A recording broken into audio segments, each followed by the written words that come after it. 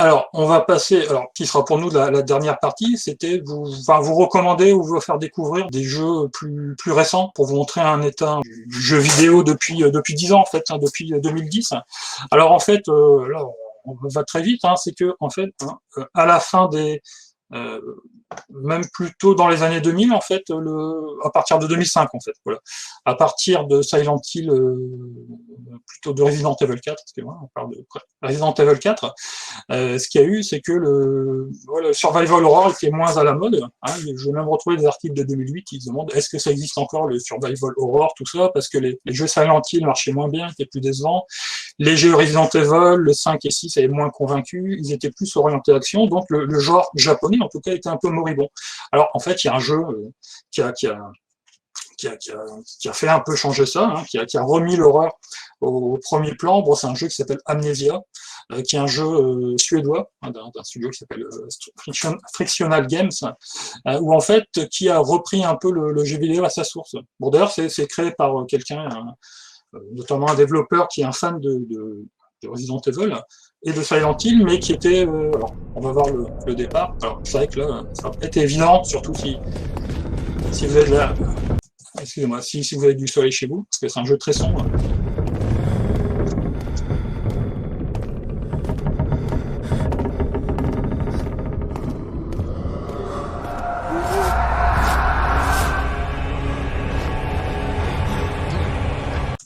Bon, je vais peut-être aller un peu plus loin, parce que là, moi, personnellement, je vois pas grand-chose sur mon écran. Voilà, ouais, je pense que là, c'est éclairé, parce que ouais, c'est un jeu dans lequel c'est important d'avoir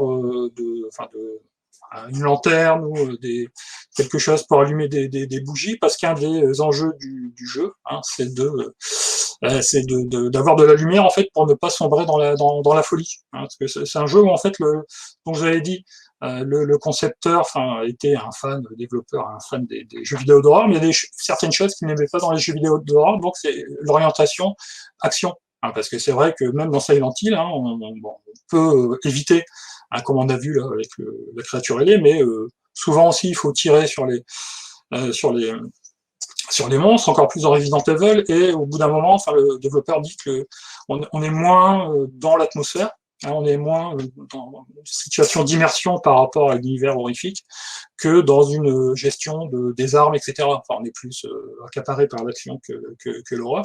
Donc lui, ce qu'il a fait, hein, avec son équipe, en fait, c'est un peu de procéder par soustraction. Donc dans ce jeu, il n'y a aucune... alors, je pense que là, je sais pas si... Ouais, je peux parler un peu... Voilà. Donc dans ce jeu, il y a un inventaire, mais vous voyez, il n'y a pas d'armes, hein, dans l'inventaire. Il y a peu de...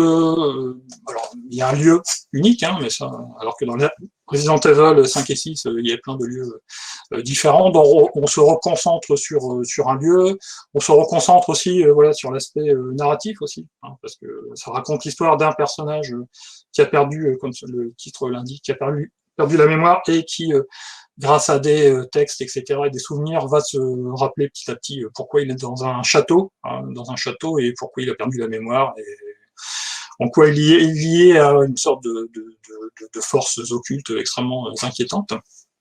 Et voilà, il y a toute une suite de soustractions, et il y a très peu de monstres, hein, ce qui fait qu'en fait, les monstres sont très mémorables, hein, parce qu'on les voit peu.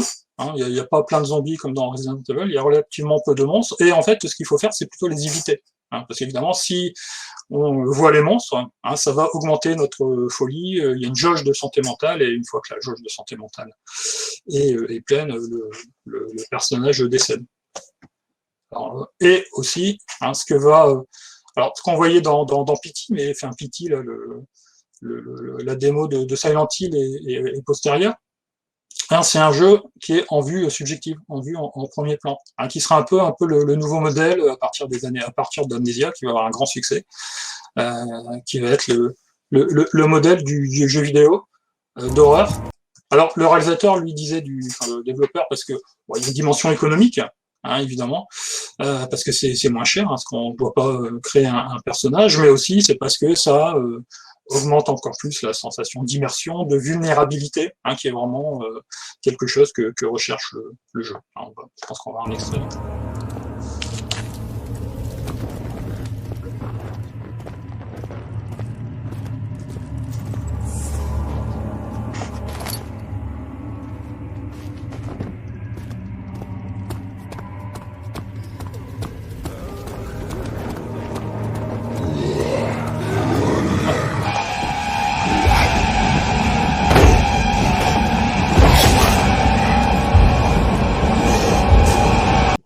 Donc là, on voit une apparition de monstre, hein, encore une fois, dans le jeu qui est relativement peu fréquente. Et donc, évidemment, le monstre, hein, bon, il faut juste l'apercevoir. Hein. Encore une fois, c'est aussi on peut reparler de hors-champ, il faut juste l'apercevoir, il faut soit se courir, se cacher, ou si on se confronte au monstre, voilà, c'est la mort assurée. Donc ça a été vraiment un grand succès qui a été souvent imité. Il y a eu des suites évidemment des suites Amnesia. Alors, ça a amené plusieurs jeux comme ça d'horreur à la première personne. Hein. Encore une fois, je vous dis, le fait de mettre le jeu à la première personne, c'est la grande affaire, on va dire, des jeux vidéo d'horreur dans les années 2010.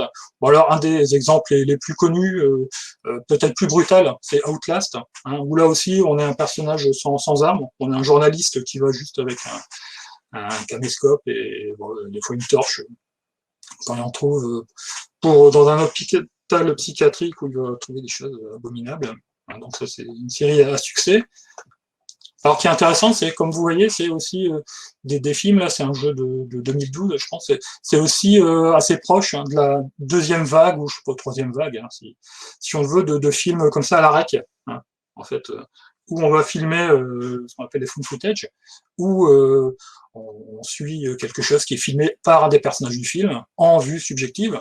Et d'ailleurs, ce qui est intéressant sur Rec, c'est vraiment un jeu inspiré, là, le réalisateur Balaguerro a dit qu'il s'inspirait de Resident Evil et de Silent Hill, qui était très fan pour son jeu, pour son film, excusez-moi, dans lequel on trouve, comme dans les Silent Hill, on va trouver un moment où... Là, c'est un peu le moment où on trouve l'explication des phénomènes surnaturels, avec plein de symboles religieux, etc. Après, le personnage va trouver des choses, photos un peu bizarres, pour être dans un Silent Hill. Elle va écouter un enregistrement audio. Voilà. Bon, évidemment, il n'y a pas de son. Et... Ouais. Là, c'est un petit extrait filmé en vue nocturne. Donc là, je pense aussi, c'est un peu comme avec ce qu'on a parlé de Resident Evil. Hein. Il commence à avoir une sorte de circulation, influence circulaire, c'est que les jeux vidéo influencent les films qui, à leur tour, influencent les jeux vidéo, etc. Alors peut-être un jeu que je vais mettre en valeur, qui s'appelle Layer of Fear, qui est un jeu polonais. Ce qui est aussi intéressant, c'est comme c'est des jeux indépendants avec des plus petites équipes, aussi c'est pas que des jeux japonais et américains. Alors, des fois il y a des pays, il y a un peu de diversité qui se fait. Alors là c'est un jeu intéressant, parce que c'est un jeu aussi en vue subjective.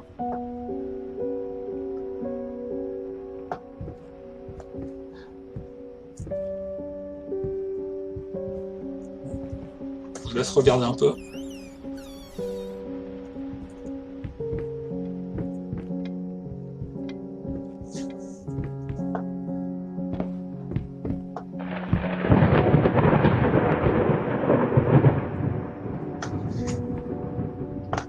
Bon, je m'arrête à ce moment-là, parce qu'on ne pourra pas voir en entier les extraits du jeu. C'est que c'est un jeu où on joue à un peintre, hein, enfin le personnage qui est chez lui, dans une maison vide, dans lequel il y a beaucoup de peintures, notamment des peintures des peintures connues, hein, tout ça, et qu'on va retrouver souvent dans le jeu. Et en fait, après, dans le jeu, là, c'est vraiment le début, c'est que, bon, c'est un personnage qui devient fou. Là, c'est vraiment un jeu psychologique intérieur, où la maison devient la projection de la psyché dérangée du personnage. Et en fait, on va voir les pièces, la maison, les pièces vont se délabrer, vont se multiplier. Des fois, le personnage va se retourner et la porte va disparaître, etc. D'ailleurs, c'est une idée qui était déjà dans le premier Silent Hill. Et ça, je peux le conseiller parce que c'est vraiment un jeu qui est relativement court. Hein. On se fait comme quelques heures, 3 heures. À peu près 2h30, 3 heures, et qui est peut-être plus facile que les autres jeux, hein, parce qu'en fait, il y a relativement peu de défis, on se perd pas, hein, parce que les pièces, quand on revient dans l'autre pièce, enfin dans une autre pièce, la pièce s'est fermée, donc on va toujours un peu de l'avant, et donc c'est un peu, on va dire, une bonne initiation aux jeux vidéo d'horreur indépendants actuels.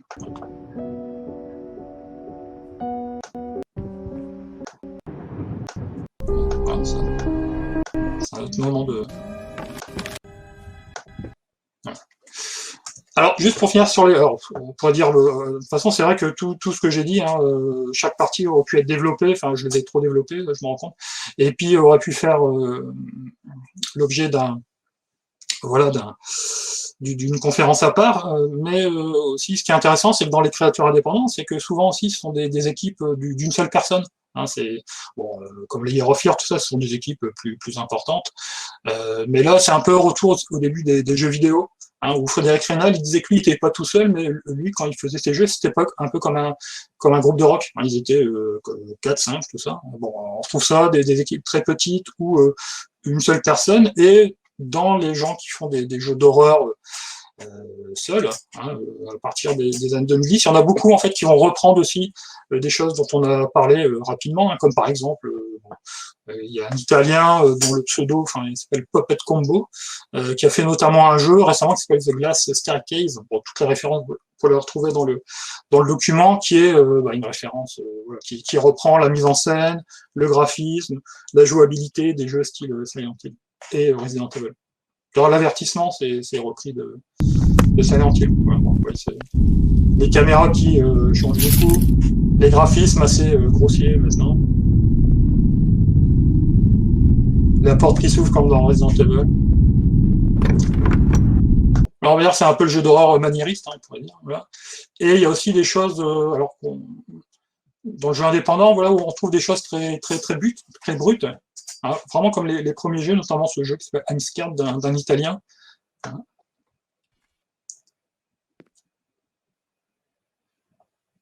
Bon, je passe un. Bon, ouais. C'est un jeu en 3D, mais une 3D très pixelisée. En fait, on se fait pourchasser par un visage blanc qui parfois fait qui peut faire peur, qui fait planter le jeu. Puis aussi, je voulais parler d'un jeu qui s'appelle Lone Survivor, qui est une sorte de Silent Hill, mais en pixel art. Bon, on voit pas grand chose, mais.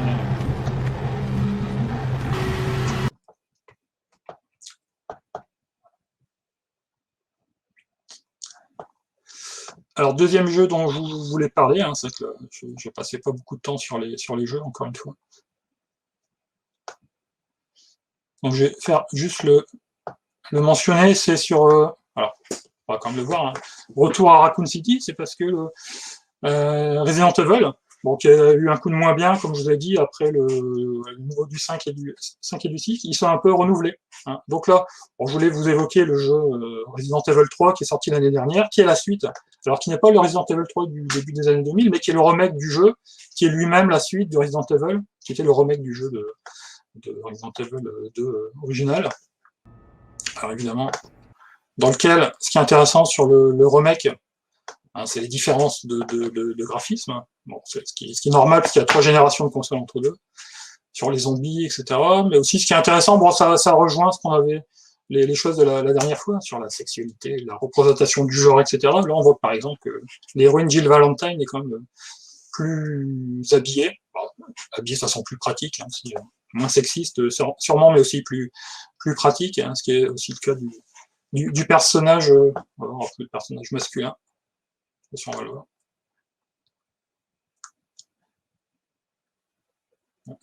Qui est un t-shirt, hein, qui n'y avait pas avant, hein, dans les années 2000. Et aussi la grande affaire en fait du jeu, hein, c'est évidemment la refonte graphique, mais aussi la refonte de la mise en scène. Hein, parce qu'évidemment, quand on voit le premier jeu, il y a beaucoup de changements de caméra, et des fois on voit carrément. Alors que dans le nouveau jeu, on est dans la jouabilité plus récente. Hein. En fait, on a repris une caméra, même si c'est pas exactement la caméra de Resident Evil 4. En fait, c'est un peu le Resident Evil 3, le remake. Hein. Ça reprend l'histoire en l'adaptant. Hein. Ça reprend évidemment les personnages et l'intrigue du jeu original, mais en refaisant les graphismes, en améliorant les graphismes et en reprenant cette mise en scène qui est plus proche de celle de Resident Evil 4. Hein, qui était le modèle du jeu d'action, avec une caméra qui est derrière le personnage.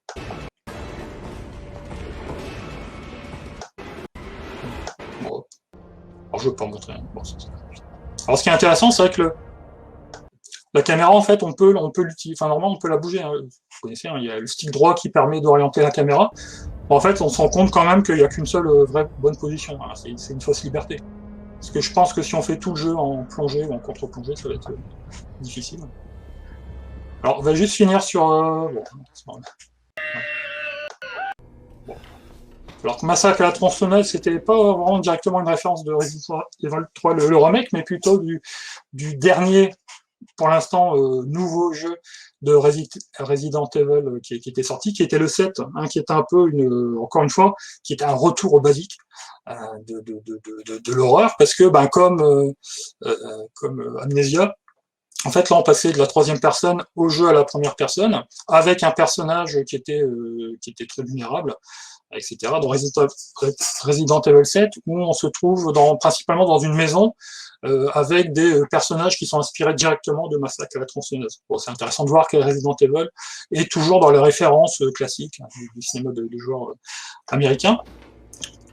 Et en fait, au départ de Resident Evil 3, il y a aussi tout le prologue est fait en caméra subjective. Voilà. Donc il y a un petit clin d'œil au renouveau aussi nouveau type de mise en scène des Resident Evil. Et Resident Evil est aussi dans l'actualité parce que bientôt sort en mai le 8 qui s'appelle Village, qui a beaucoup fait parler de lui parce que c'est un Resident Evil, mais aussi, bah, là j'en parle pas parce que on en a parlé la semaine dernière, notamment une antagoniste, apparemment l'antagoniste principale hein, qu'on va voir, qui est une femme vampire géante qui s'appelle Lady Dimitrescu et qui a manifestement voilà, enflammé l'imaginaire de certaines et certains des internautes. Il y a tout un développement qui avait été fait l'année dernière là-dessus. Alors, autre jeu que je vais aussi évoquer rapidement. Hein, le plan, en fait, c'était de se rapprocher un peu petit à petit du cinéma, pas parce que c'est un idéal, hein, mais parce que, voilà, enfin, c'était pas une progression, mais c'était le plan. Alors, on parlait de Alien Isolation, voilà, hein, qui était un film, d'ailleurs, où on revenait un peu au basique. Bon, Alien, comme vous savez, c'est une franchise qui a beaucoup inspiré le cinéma, mais en fait, le jeu vidéo, excusez-moi, mais en fait, c'est surtout le premier jeu, hein, enfin, c'est surtout le deuxième film qui a inspiré les jeux vidéo, notamment, par exemple, la série Metroid.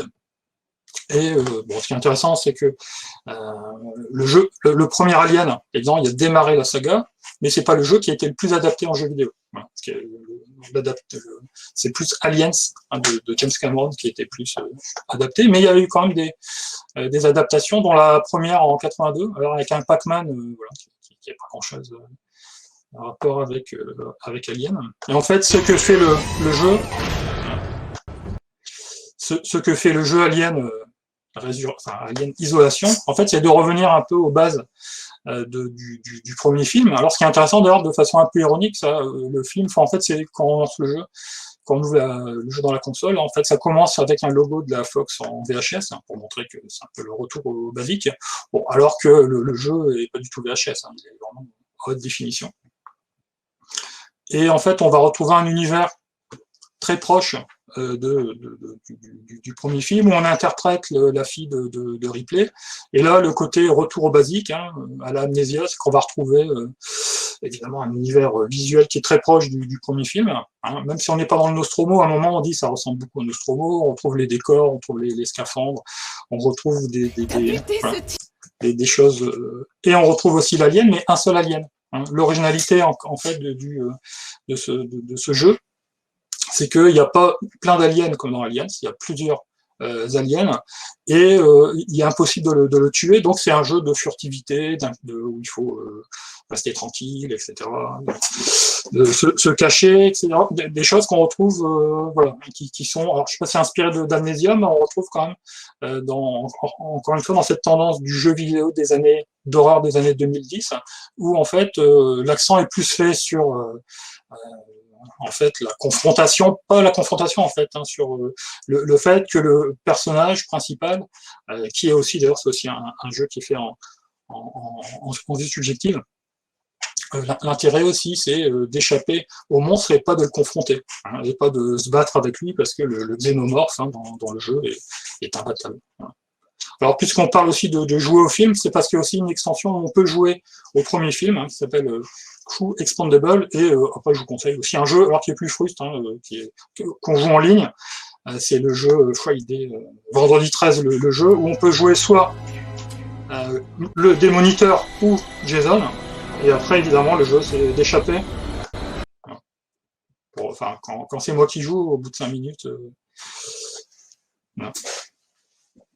On dit que je suis mort. Alors, on va finir, alors, de façon un peu précipitée, hein, une fois, je suis désolé pour la mauvaise gestion du temps, je suis désolé au prix de Mehdi et d'Alexandre, finir par quelque chose qui est encore plus proche du cinéma. En fait, c'est deux jeux britanniques. En fait, comme Alien, ce qui est intéressant, c'est que c'est deux studios britanniques. Hein, on finit par deux studios britanniques. Hein, c'est un peu des jeux. Ben, là, on est dans le jeu interactif. Alors, le premier jeu, c'est un jeu de 2012, je pense, ou 2014, qui s'appelle Hunting Down jusqu'à l'aube, où en fait, on joue. En fait, on suit un groupe de jeunes sur deux époques. Hein, dans un univers de montagne pendant une tempête de neige. Donc évidemment, si on connaît les films, voilà, on parlait de Vendredi 13, etc., tous les classiques des franchises des années 80-90, on n'est pas du tout dépaysé, hein, ça joue beaucoup sur ces choses-là. Et l'originalité de ces films, c'est que c'est, comme je dis, interactif, hein, c'est qu'en fait, il y a beaucoup de cinématiques avec certains choix qui sont faits par le joueur. Alors peut-être on verra un peu plus tard. On va essayer de trouver des phases de jeu.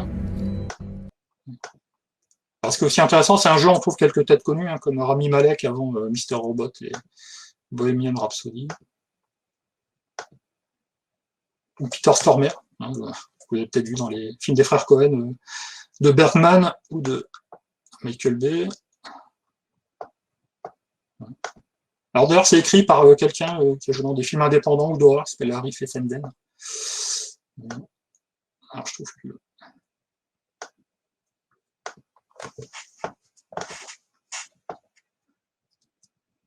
Bon, en fait, voilà l'intérêt du jeu, de ce jeu-là et de sa suite, en fait, qui s'appelle Name of Medan, c'est qu'on va voilà, suivre une histoire dans laquelle, à certains moments, on peut influer, hein, avec des choix. Alors, on va voir, il y a un autre jeu qui a été fait. Alors, c'est que le studio, comme Until Dawn a bien marché, ils ont fait lancer une série qui s'appelle The Dark Picture Anthology, dont le premier jeu s'appelle Man of Medan, qui est toujours avec des jeunes, mais là, c'est plus un cadre aquatique, qu'on peut aussi jouer à deux, tour à tour.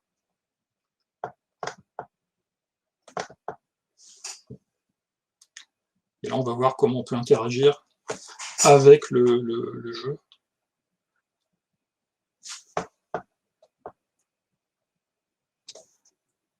Alors, il y a des discussions, etc. Enfin, il n'y a pas de son. Et parfois, hein, il va y avoir des choix, hein, qui sont proposés aux joueurs, hein, de choix différents. Enfin, il y a aussi le choix de ne rien faire. Bon, là, malheureusement, on l'a passé. Et des choix qui vont influer sur le cours du jeu.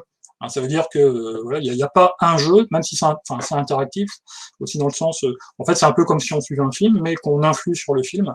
Et chaque décision, enfin, au début, c'est des décisions plus interpersonnelles qui ont qui vont plus jouer sur la dynamique des personnages, mais après, évidemment, on va prendre des décisions qui vont aboutir ou non à la mort du personnage, hein, parce que le but du jeu, je sais pas quel est le but du jeu, c'est d'aller jusqu'au bout, mais c'est que peut-être le but idéal du jeu, c'est de faire survivre ces personnages. Et en fait, dans Until Dawn, il y a 8 personnages et on peut faire survivre les 8 personnages. Mais bon, c'est pas évident. Moi, personnellement, j'en ai fait 2. Mais il y a aussi possible de ne faire mourir de faire mourir tous les personnages. Hein, c'est aussi une option. Ouais. Donc là, on est dans une expérience plus cinéma. Hein. Bon, un peu de qualité différente, parce que le deuxième jeu, Man of Medan, est de moins bonne qualité, je trouve, globalement, que Until Dawn, hein, qui est un slasher, et qui a un côté surnaturel assez convaincant. Et voilà, on est plus proche du jeu, du film interactif. Et là, on est aussi pleinement, évidemment, dans l'univers fantastique, parce que on a l'impression de voir un film se dérouler, un film sur lequel on a évidemment une influence. Bon, ce qui est aussi intéressant, c'est qu'une fois que le personnage est mort, il ne revient pas. Hein, c'est pas comme dans Resident Evil où souvent il est marqué vous êtes mort, mais on revit, là, le personnage est mort, il sort de la fiction, et voilà, l'histoire prend un autre embranchement. Alors, je vois qu'il est assez tard. Oui, c'est vrai que Man of Medan est moins bon niveau scénario, ça c'est vrai. Les personnages sont moins bien modélisés aussi. Ouais. Mais bon.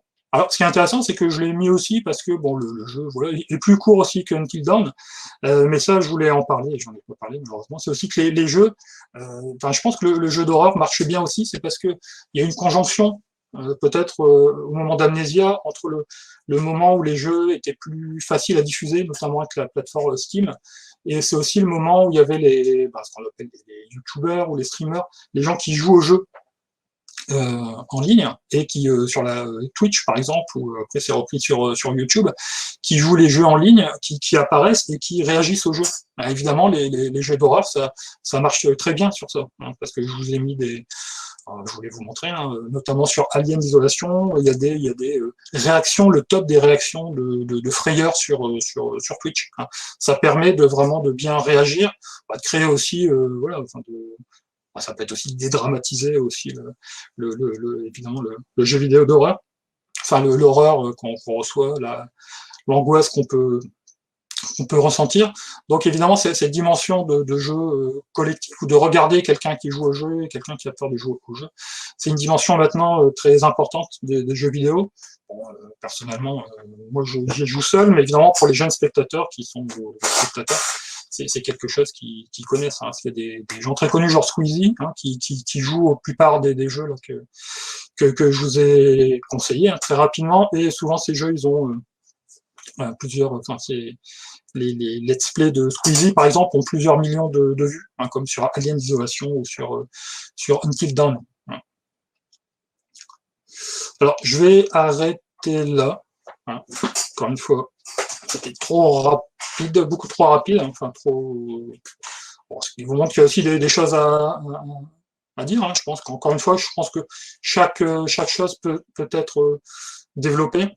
Enfin, j'aurais pu, ça aurait été à moi de le développer, mais chaque chose peut être développée, hein, évidemment, dans le cadre de cycles, ou de être mis en relation avec, encore une fois, le cinéma, comme je l'ai fait aussi très, très rapidement. C'est ce que je propose aussi d'ailleurs dans le document, c'est que des fois j'ai mis, des fois quand les développeurs ils ont dit on est influencé par le film, j'ai mis le jeu a été influencé par ce film, tel film, et des fois j'ai mis aussi en double programme, parce qu'on peut aussi faire des fois on joue à un jeu, puis peut-être ça fait penser à un film, ça évidemment, le contraire est le cas.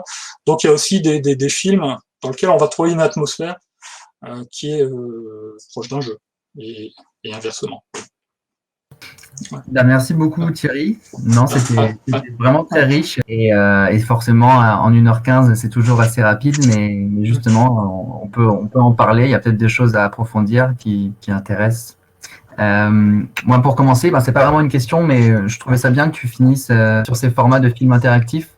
Moi je pense que ce sont vraiment des formats qui sont pour le coup avec des liens de parenté évidents, mais très facilement transposables dans une salle de cinéma pour une animation ou pour une projection en fait interactive où on se passerait la manette, où il y aurait un intervenant qui garderait le contrôle, enfin à voir selon le projet.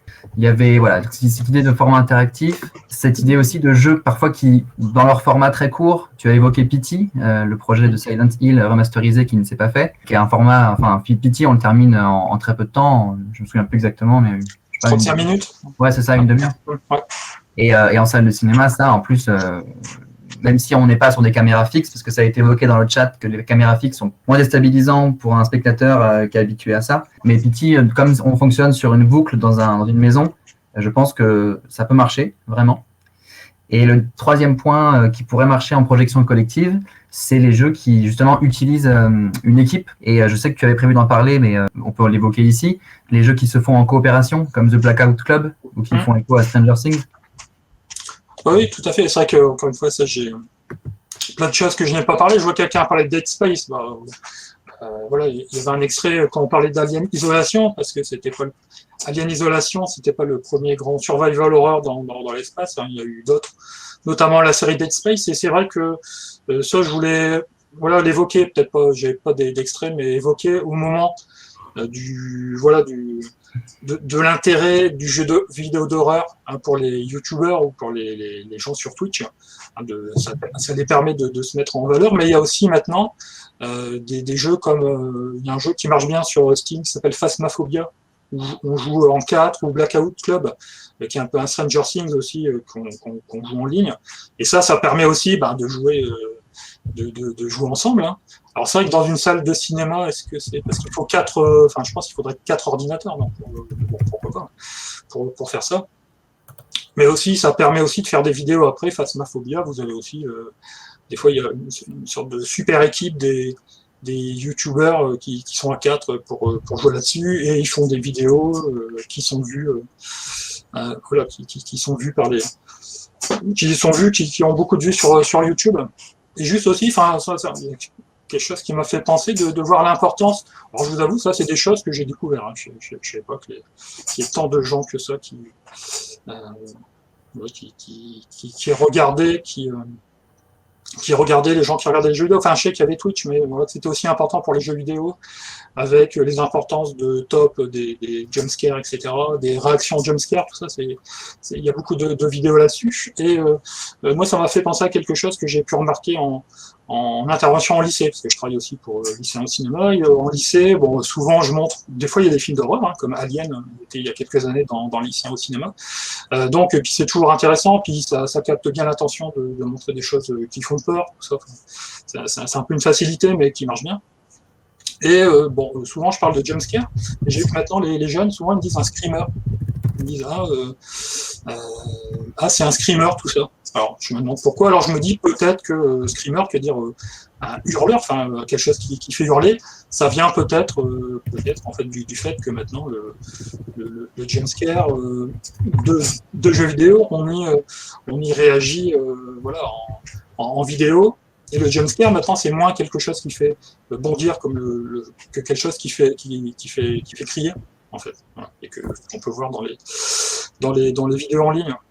Bon, et aussi, ce qui est intéressant, c'est que ça reprend aussi, je pense, des formes de sociabilité liées au film d'horreur que connaissent bien les gens dans les salles.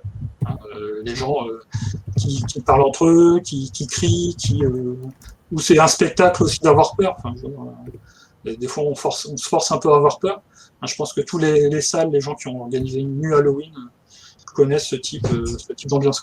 Voilà. Alors, c'est vrai que, juste pour finir, dans Until Dawn, on parle beaucoup de l'effet papillon, c'est-à-dire qu'on prend une décision et puis ça a une conséquence après. Alors, c'est pas toujours évident, hein, de toute façon, de voir quelles conséquences. Mais c'est vrai que peut-être si j'avais pas offert Resident Evil 4 à midi, peut-être que je serais pas là aujourd'hui. C'était l'effet papillon. Voilà. Donc, je passe...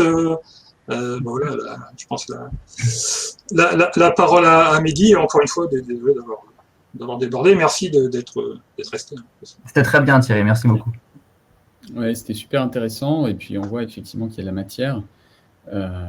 Oui, je te remercierai jamais assez de m'avoir offert Resident Evil 4, parce que ça a été un grand moment, un tournant.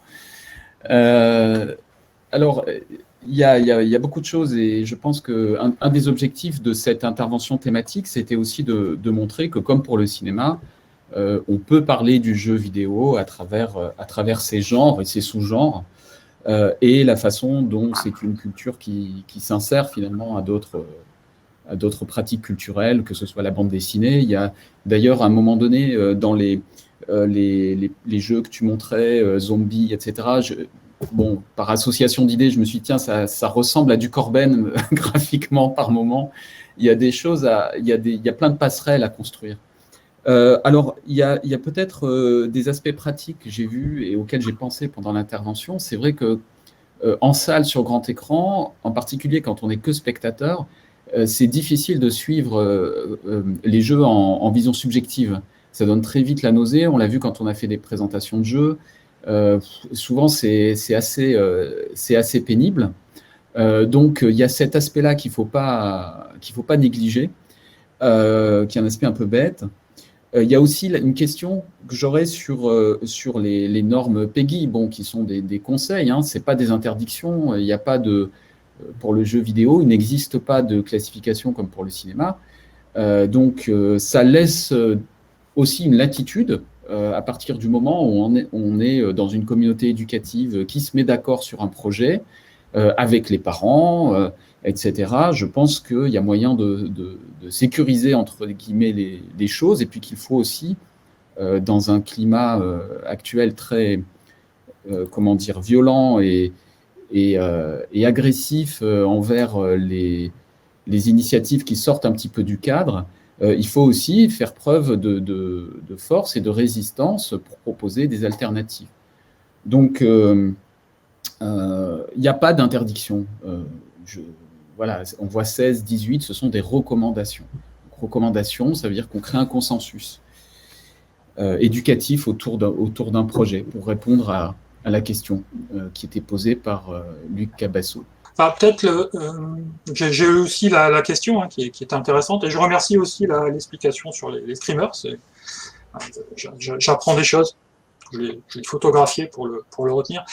Par rapport à l'éducation nationale, ça dépend quel niveau. Comme je vous l'ai dit, Alien, il y a quelques années, était dans le lycéen au cinéma en Haute-France, donc ça fait beaucoup de gens. Et donc maintenant, le film d'horreur, enfin certains films d'horreur, font partie de la culture académique. Il y a quelques années, encore plus longtemps, il y avait Shining. Donc c'est pas embêtant à partir du lycée, c'est pas embêtant.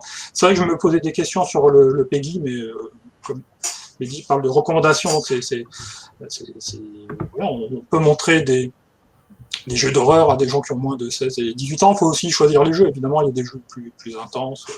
Voilà. Et aussi, j'ai pu remarquer, juste ça, vous verrez, j'ai mis ça dans le document, que évidemment, les jeux d'horreur séduisent aussi les plus jeunes. C'est pour ça que je vous avais mis, alors là, c'était une sorte de sondage, une recherche pas du tout scientifique, mais représentative. J'ai vu qu'en CM2, CM1, on m'avait parlé de deux jeux d'horreur un qui est assez réputé, d'ailleurs, qui est un jeu indépendant, qui est une série qui est Five Nights at Freddy's, qui est un jeu où on doit surveiller des poupées en animatronique qui vous veulent du mal. Et puis il y a un jeu aussi qui est sur portable comme Five Nights at Freddy's qui s'appelle Granny. Alors là, c'est un peu pas le contraire du jeu, c'est un jeu extrêmement sobre, d'ailleurs qui est aussi fait par un Suédois, comme Amnesia, et où on doit échapper à un personnage, vraiment, c'est très simple, mais assez lugubre, tellement c'est simple, et apparemment, voilà. Les enfants connaissent bien ces jeux. Donc il y a aussi une culture du jeu d'horreur chez les plus jeunes. Bon, et des fois aussi on voit que les gens ils disent Alone in the Dark ça m'a traumatisé quand j'y ai joué à 6 ans. Voilà, c'est sûr que, voilà. Pour répondre à Luc Cabasso, les difficultés, je pense qu'on en a conscience parce que, en tout cas, Alexandre, Thierry ou moi, qui avons travaillé dans des salles de cinéma, on en est parfaitement conscient. Thierry doit se souvenir dans la région de France des polémiques entourant l'été de Kikujiro, qualifié de film pédophile, ou de Festen, dans le dispositif lycéen au cinéma, qui avait été qualifié de violence insoutenable pour sa peinture de l'inceste, etc., etc. Il y a des difficultés et elles sont accentuées à une époque, enfin, quand même, je suis désolé, mais il faut effectivement prendre la mesure de l'époque dans laquelle on est et de la violence des attaques inspirées par l'extrême droite et d'extrême droite aujourd'hui, à tous les niveaux, et forcément, ça passe notamment par la réinstauration de critères moraux qui vont essayer d'être implémentés dans des lois, dans des règlements ou dans des sanctions diverses et variées. L'éducation nationale est aussi devenue un espace privilégié d'expression de ces discours autoritaires.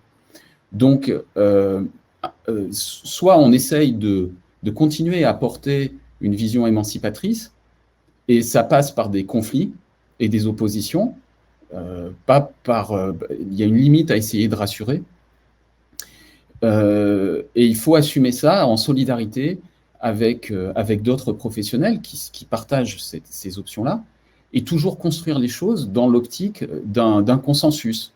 Je pense que vous pouvez, et je l'ai fait quand j'étais responsable de salle, pour proposer des films qui étaient un peu gore, un peu trash, à un public de lycéens, avec des enseignants.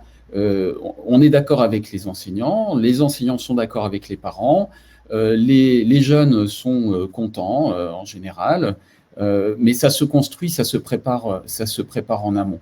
Et ça passe par une bonne connaissance, comme le rappelait Thierry fort justement, de ce que vous montrez. C'est-à-dire qu'il faut avoir joué au jeu avant pour ne pas avoir de mauvaises surprises, comme il faut avoir vu les films avant. Et ce n'est pas quelque chose dont on peut faire l'économie. Il faut vraiment mais il n'y a pas de restriction d'âge en jeu vidéo. Il n'y a pas de règlement là-dessus, justement. Les PEGI ne sont pas une réglementation. C'est une recommandation qui est établie, non, c'est une recommandation qui est établie par l'industrie à partir de certains critères, par exemple, vocabulaire de violence, images sexuelles, etc. Si. C'est parce que ça permet aux industriels de, comment dire, de rentrer dans ces logiques de classification, mais ça ne repose sur aucune base juridique. Il n'y a pas, ça n'existe pas, ça n'a pas encore été fait. Alors, contrairement au cinéma, à l'exploitation du cinéma en salle. Parce que c'est encore autre chose à la télévision, il n'y a pas non plus d'interdiction à la télévision. À la télévision, vous pouvez avoir un film interdit aux moins de 16 ans qui passe comment dire, à 22h, etc. Et on ne contrôle pas qui regarde. En salle, il y a des interdictions. Donc, c'est une recommandation pour aider un petit peu comme les livres pour enfants, si vous voulez, pour aider les parents à se faire une idée, les parents qui ne jouent pas aux jeux vidéo. Donc, en fait, oui, mais ça, les contenus, tout à fait.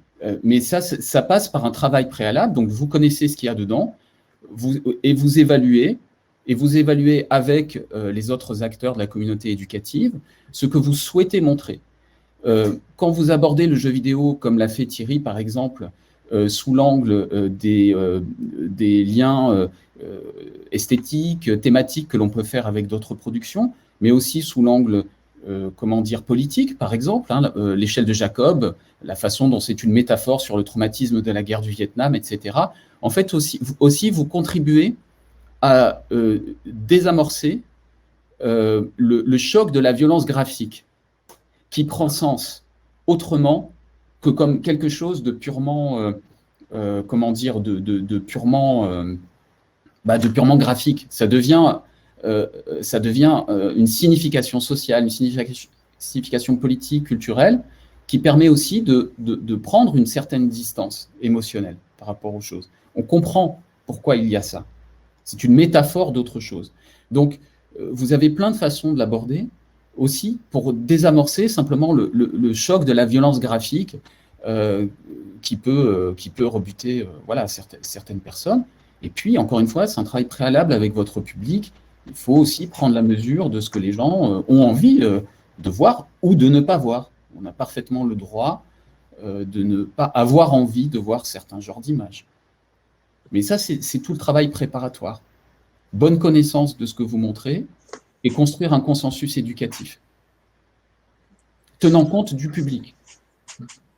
Mais en sortant des trucs d'interdiction, c'est interdit au moins de 12, parce qu'un enfant de 10 ou un enfant de 13 n'ont pas forcément la même maturité qui correspond aux recommandations. Enfin, ça, c'est à vous d'évaluer. Mais pour parler des interdictions, enfin déjà, voir les jeux, alors qu'on peut y jouer. Mais c'est vrai qu'il y a des jeux plus difficiles que d'autres. Hein. Je sais que Alien Isolation, comme c'est un jeu de tout ce qui est furtif, j'ai beaucoup de mal. Donc, déjà dans Alien Isolation, j'ai du mal de me cacher des humains qui sont dans la station spatiale. Alors, l'Alien, n'en parlons pas. Donc, ça plus. Mais on peut aussi voir les films. Hein. Je veux dire qu'il y a il y a même des gens qui montrent les jeux, ça ressemble à un film.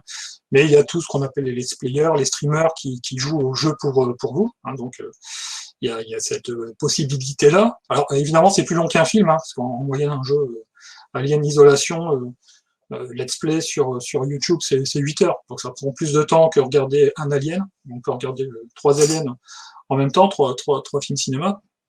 Et pour l'histoire des PEGI, enfin, à la limite, c'est tant mieux que ce soit pas des interdictions, parce que quand même, ça limiterait, je pense, le public, hein, et l'application publique, hein, parce qu'il y a quand même des jeux qui sont interdits au moins de 16. C'est la plupart des jeux que je vous montre. Si, on va dire, s'ils étaient des films, ils seraient interdits au moins de 12 ans, quoi, en fait. Donc, ça veut dire que ça vous permet,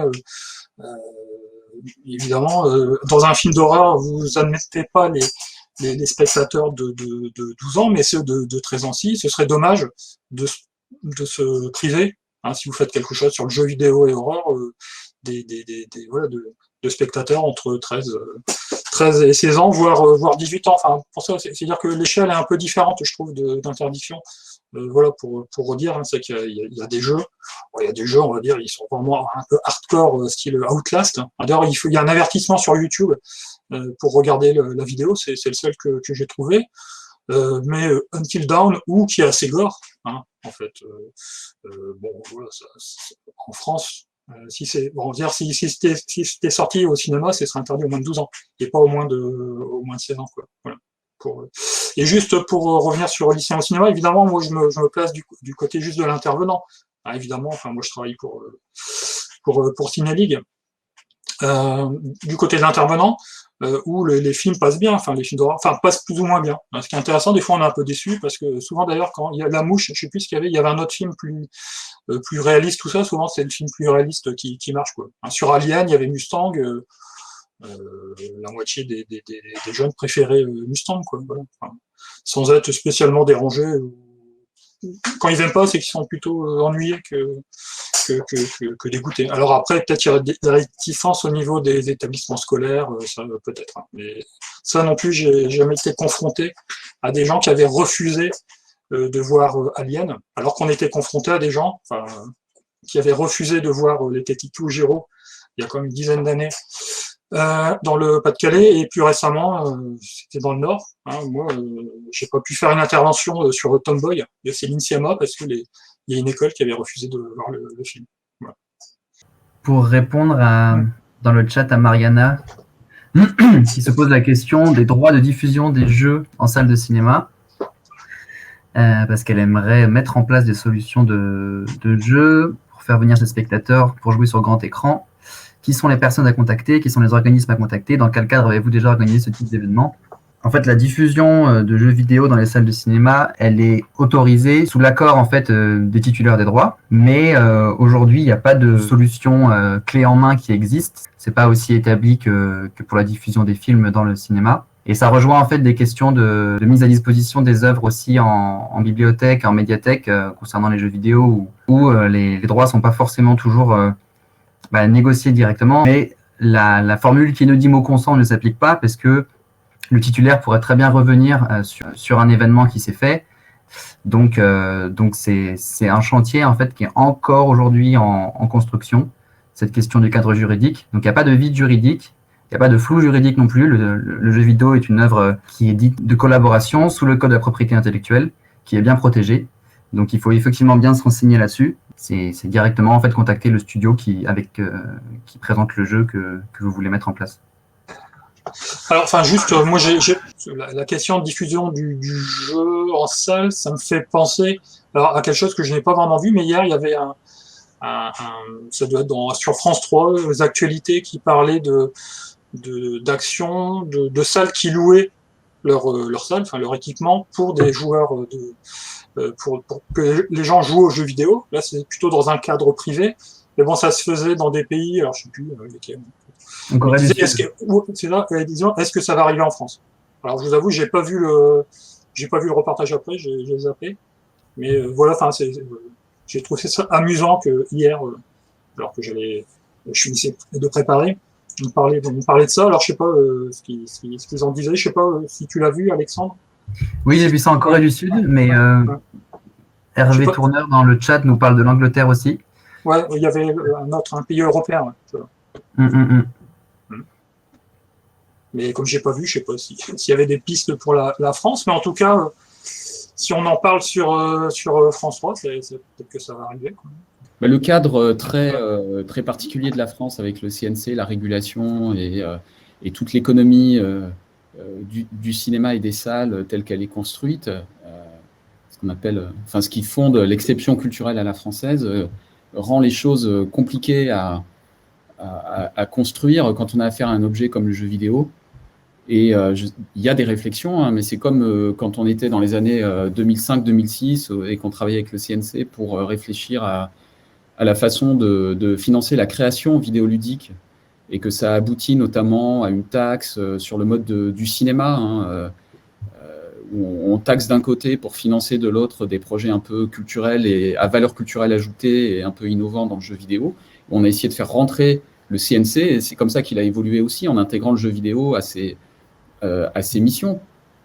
Donc, Donc il y a des choses qui bougent, mais la réflexion sur la salle, elle est très très complexe.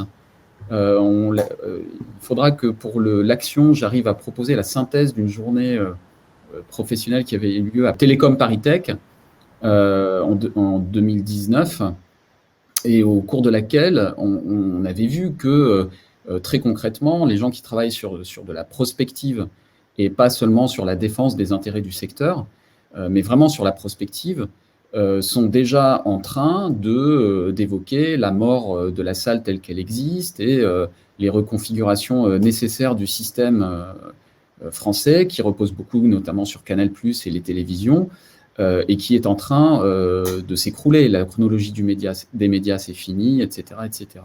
Donc, dans ce cadre-là, il y a forcément des évolutions qui vont faire que le jeu vidéo va pouvoir trouver une place qu'il n'a pas aujourd'hui dans les programmations. Mais l'inquiétude qu'on peut avoir, c'est sur la fragilisation des lieux culturels que nous défendons, les salles municipales, associatives, et certaines salles privées qui ont une politique culturelle forte. Voilà, ça c'est honnêtement une très très grosse inquiétude qu'on peut avoir. Mais sur le principe de l'action, en fait, on est enfermé face aux inquiétudes. Alors, les parents d'un côté, l'institution de l'autre, et on le voit, on est dans un cadre de plus en plus sécuritaire et de plus en plus autoritaire, qui vise à discipliner les initiatives de façon à ce qu'elles correspondent davantage à ce qui est prévu en haut et qu'on essaye de faire redescendre qu'à valoriser les initiatives et l'indépendance et l'autonomie des éducateurs et des éducatrices, que ce soit les enseignants ou les animateurs ou les responsables de médiathèques ou de lieux culturels. On voit qu'on est dans ce contexte-là de plus en plus. Donc, il n'y a pas de recette pour s'opposer, pour s'imposer dans ce contexte-là, mais ça passe nécessairement par une très bonne maîtrise et connaissance de vos outils. Et c'est pour ça qu'on fait des conférences aussi, et pas des trucs clés en main, où on vous dit, voilà les recettes pour y arriver. Parce qu'en réalité, chaque terrain est différent, chaque public est différent, et vous avez vos compétences pour transformer vos savoirs en action ensuite. Ça, c'est très important que chacun puisse se faire confiance. Il faut tâtonner, il faut expérimenter, mais il faut aussi s'entourer au maximum de personnes autour de soi, d'autres éducateurs, garantir le soutien. Par exemple, nous, pour cette action, nous avons le soutien de la DRAC. Et pour essayer vraiment de pousser dans des directions innovantes. Donc, c'est important. Et forcément, ça passe par un individu qui, à la DRAC, est convaincu de cette nécessité. De la même manière que vous serez confronté à des individus au rectorat qui seront convaincus qu'il ne faut surtout pas parler de sexualité, qu'il ne faut surtout pas parler de racisme, qu'il ne faut surtout pas montrer des images autres que Candy, etc. Donc, c'est très, très conflictuel, le contexte. Mais la meilleure résistance possible passe par une bonne maîtrise des choses. Si vous vous intéressez aux jeux vidéo, il faut s'y mettre, il faut s'entourer des gens. Et vous allez toucher les jeunes, parce que les jeunes, ils ne rentrent pas dans Peggy ou toutes ces considérations. Ils vont vers des trucs qui leur parlent, qui correspondent à leurs problématiques, aux questions qui se posent. Enfin voilà, Skins, à son époque, a été une série culte parce que justement, on voyait des jeunes, écrits par des jeunes, avec des jeunes qui parlent de sexe, qui ont un langage cru, où on aborde directement les questions qu'on se pose, quoi, sans toutes ces préventions. On va essayer, je pense, ce sera dans la suite de l'action, de faire circuler les expériences qui peuvent avoir lieu ailleurs. Alexandre en connaît déjà, en a pratiqué, et donc il sera porteur de ce type de proposition dans la suite de l'action. Oui, tout à fait. Et tu fais bien, Mehdi, de repréciser que ces rencontres en ligne mais sont vraiment là pour vous accompagner en fait dans vos réflexions, dans vos interrogations et dans vos projets autour du jeu vidéo. Mais cette solution clé en main que tu évoquais, Mehdi, même si, elle ne sera pas clé en main, parce qu'il y a, comme c'était signé dans le chat, je pense qu'il faut tâtonner, il faut expérimenter et il faut s'entourer. On y travaille aussi pour constituer la rédaction en fait d'un guide pratique pour les acteurs culturels et pour les exploitants, qui permettra de retrouver dans une même ressource le cadre juridique, comment se constituer un corpus de jeu, qui aller voir au niveau des prestations techniques si on veut mettre ça en place. Essayer de faire une sorte de petite bible qui pourra déverrouiller des choses, vous répondre à des questions. Le but, c'est d'avoir un document qui puisse vous aider dans vos différents projets. Voilà, bien sûr, tant mieux si ça vous fait plaisir. Mais ouais, on espère que ce soit utile. Aujourd'hui, qu'est-ce qui vous freine si vous voudriez mettre ça en place dans vos salles de cinéma? Est-ce que c'est conceptuellement comprendre concrètement quelle forme ça peut prendre? Est-ce qu'on invite un youtubeur pour faire une séance où il va jouer devant un public? Est-ce que c'est le public qui va jouer? Est-ce qu'on fait ça sur un écran de cinéma ou au contraire dans les couloirs qui mènent à la salle de cinéma, sous la forme d'une exposition? Est-ce que c'est la forme qui vous bloque? Est-ce que c'est le cadre juridique comme on l'a évoqué? Est-ce que c'est le financement? Qu'est-ce qui vous traverse quand on aborde cette question? Et sur la question des droits, de la billetterie, je crois qu'Alexandre, tu as répondu un petit peu tout à l'heure. Oui, c'est ça.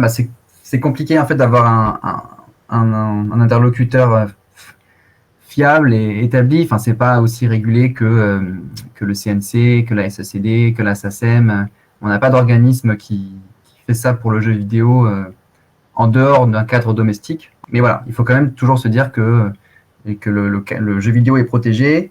Il y a eu pas mal de réformes, pas mal de tentatives de clarification juridique ou d'établir quelque chose qui soit plus simple pour les médiathèques notamment, mais après ça pourrait être étendu aux salles de cinéma. Ça s'est pas vraiment fait, ou en tout cas pas dans une direction de simplification comme ça avait été espéré au départ. Donc voilà, aujourd'hui il faut contacter directement les studios et présenter son projet et savoir s'il y a l'accord. Ce que je propose par rapport à l'action qu'on mène, c'est que les personnes qui suivent l'action fassent remonter, nous signifient ce type de questionnement, qu'on puisse faire une sorte de recensement systématique pour que ça pèse en termes de remontée dans le travail de synthèse qu'on fera ensuite, pour porter des propositions dans le rapport de synthèse qu'on fera, pour porter des propositions et des recommandations, et qu'on puisse s'appuyer sur vos lieux, dire voilà, telle personne dans tel lieu, telle personne dans tel lieu, etc. Et ça représente 150 personnes qui nous ont fait remonter ces besoins de cadre légal, billetterie, pouvoir faire de la billetterie, etc. etc. Je pense qu'il faut utiliser l'action pour ça. Oui, tout à fait. Comme on essaie un peu de sonder en général les freins ou comment développer ces formes de médiation, on peut tout à fait faire remonter ça après sous une bonne forme aux élus pour que ça bouge dans le bon sens.